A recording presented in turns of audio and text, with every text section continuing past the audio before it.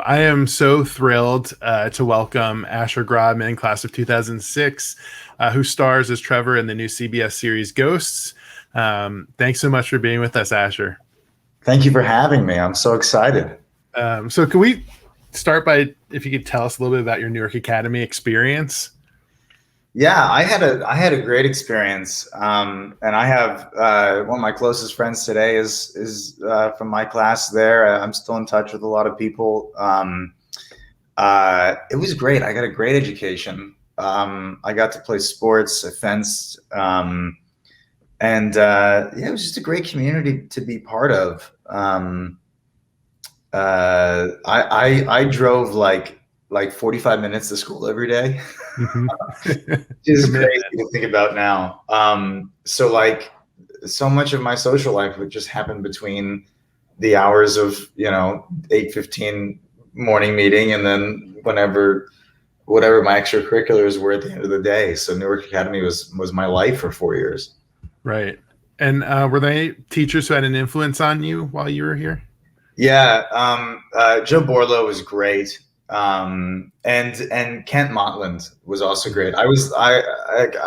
Reading was really hard for me. I'm dyslexic, and he made English so much fun. I ended up becoming an English major, actually, at Columbia by accident, and it probably has something to do with Kent Motland.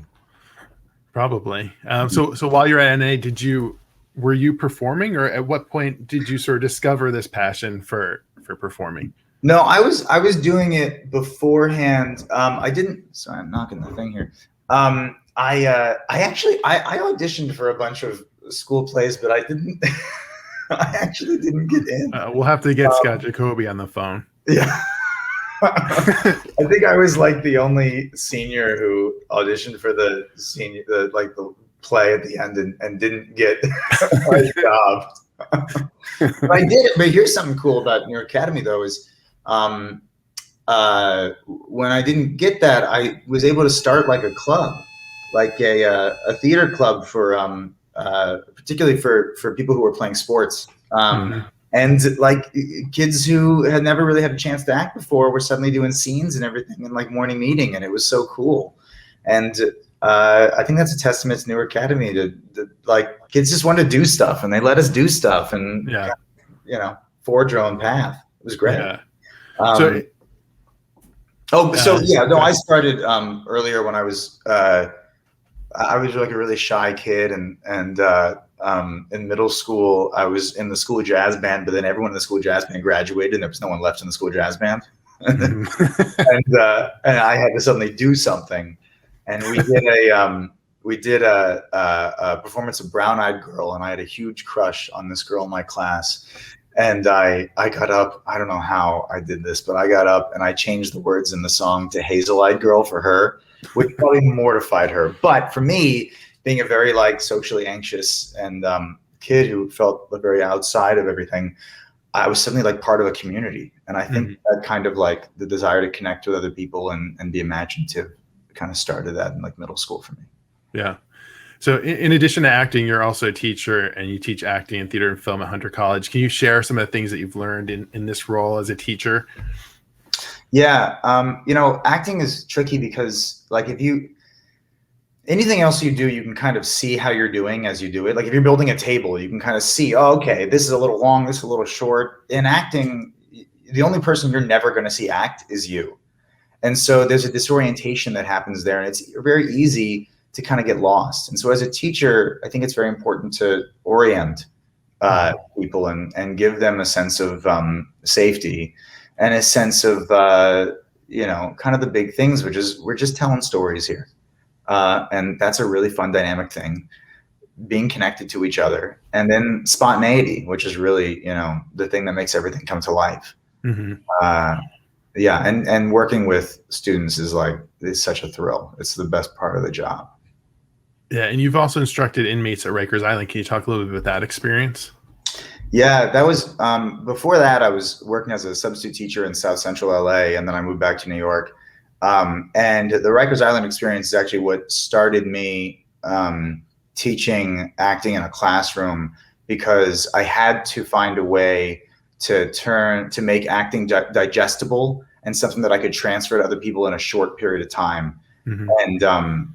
And in Rikers, I was working with the kids there, and like their imaginations are just off the charts because they have a lot of time to sit in their imagination. Mm-hmm. And so they would do some really powerful stuff. The big thing there was getting them to trust me.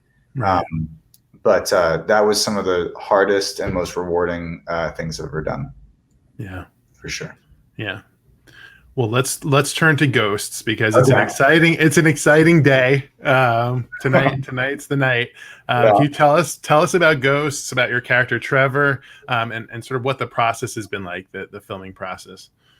Yeah, sure. So essentially, the story is there's this estate in upstate New York where over the course of the last 1,000 years, certain people have passed away, and then they're ghosts, and they're stuck in that estate for all time. And the house has been inhabited by an old woman. She passes away, and the house gets passed down to her next of kin, which is a young lady in New York who's an aspiring journalist, and her husband who's a chef, and they decide to take over the house and turn it into a bed and breakfast, much to the chagrin of the ghosts living there. And so all the ghosts are from different time periods. There's a Viking, there's a Native American, there's a hippie from the 60s, a society woman from the 1890s, a jazz singer from the 20s, and I play the most recently dead, who is a Lehman Brothers, Wall Street 90s partier who's just looking to have a good time. And that's Trevor. And he is forever in the state in which he died, which is wearing a suit with no pants. And the mystery of that, you'll have to watch to find out. He's all ready for Zoom. Yeah. Zoom. He's already for Zoom. And the writing is just spectacular. It is, I've been doing this auditioning for pilots and stuff since I was at Newark Academy. Yeah. Like my sophomore year is when I started, and I read a lot of them. And this is the first one I read where I was just cackling, of course, but there's so much creativity and joy on the page that you're like, they could go anywhere with this. There's so many possibilities. And week to week, table read to table read, I never know where the writers are going. And I don't think people watching will either. So yeah. That's great. And the set looks amazing. Can you talk a little bit about what the set was like? Oh my God. So you have to we shot this thing in a house in this big kind of mansion in LA. And then the pandemic, because of the pandemic, we had to move production to Montreal, and they rebuilt this house in a soundstage. And the detail of this thing is incredible. There are people working on this show whose talent I haven't even begun to comprehend yet. They're so good. The detail in that place is incredible, and the house is very much is a character in the show. And of course, they're turning it into a bed and breakfast. So as the stories are changing, the house is changing too, and there's a lot going on, a lot to see.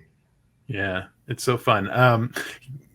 As a kid, did you have a favorite ghost story or movie? I don't think that I had a favorite. I was into what was I doing? I was into like Batman and Indiana Jones and Power Rangers and stuff like that. I don't know if I had any ghost stuff, which is funny because it's also like, yes, it's a story about ghosts, but the comedy of our show is very much like the living and dead abyss. The line there is like literally it's like the impenetrable line, right? You can never connect those two things. And in this show, there's like a dead person sitting right next to you as you read the paper and have coffee in the morning, and that's kind of the conceit. So the ghosts are very much like people in this show. Right. It's the juxtaposition of the ghosts that make it kind of otherworldly. Right. So what advice would you give to any students or young alums who try to break into entertainment industry? Yeah. Look, I've been doing this for 18 years, and this last year is the first year that I've been able to support myself on acting alone. So my number one piece of advice is it's a long game. Find a way to support yourself that brings you joy and will let you stay in this game as long as possible until the die gets cast and things come your way. So that's number one. And number two is a lot of acting training can send you down roads you don't need to go down. And usually that has to do with like your emotions or doing like deep character work or something like that.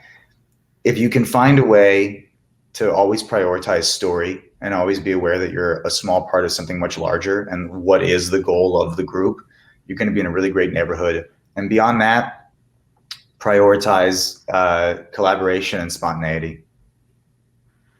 It's my Good little. word. I think those are excellent words. Yeah, I think those are excellent things and something great for us to end on.